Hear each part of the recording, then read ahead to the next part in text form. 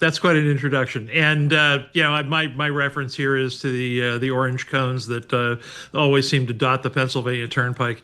But as far as the U.S. Canada negotiations go, I think what you got here is a situation where both sides, particularly Canada, I think and Carney see an opportunity to make some political points, domestically, and but underneath that are some fairly serious issues Yeah. that I do think get resolved, and they largely revolve around trade and metals.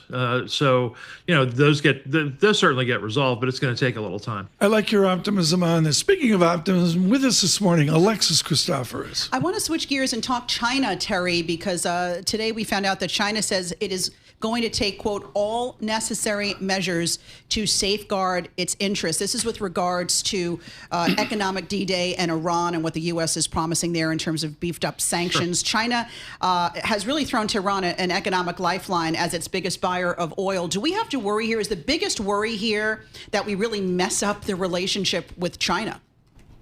Good morning, Alexis. I think the biggest concern is that, frankly, is that the United States goes too far over its skis on trying to use its economic leverage to impose order on Iran, and at the same time kind of unleashes China in ways that the United States would rather not do.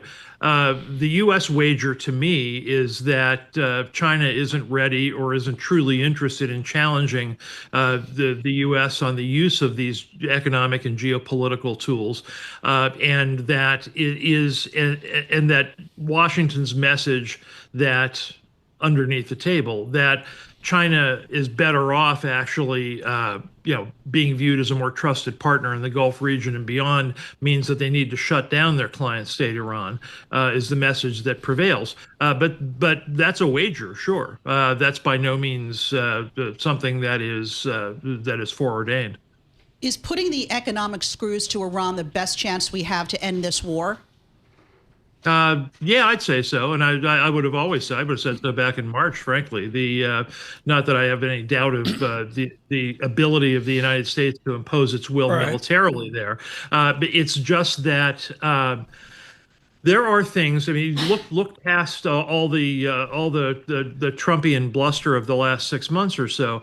There are things the United States is not willing to do, and there are things that the world is not willing to have the United States do. We don't want to obliterate Iran.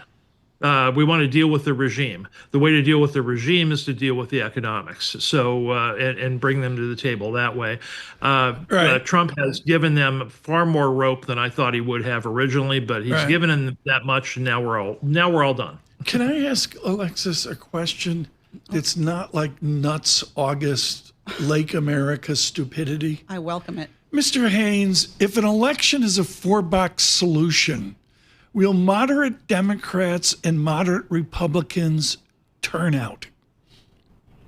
I think there is every effort to have them turn out, but I think they turn out. I think they do turn out. I think the Republican, you haven't seen the Republican machine crank up yet, but I do think they turn out.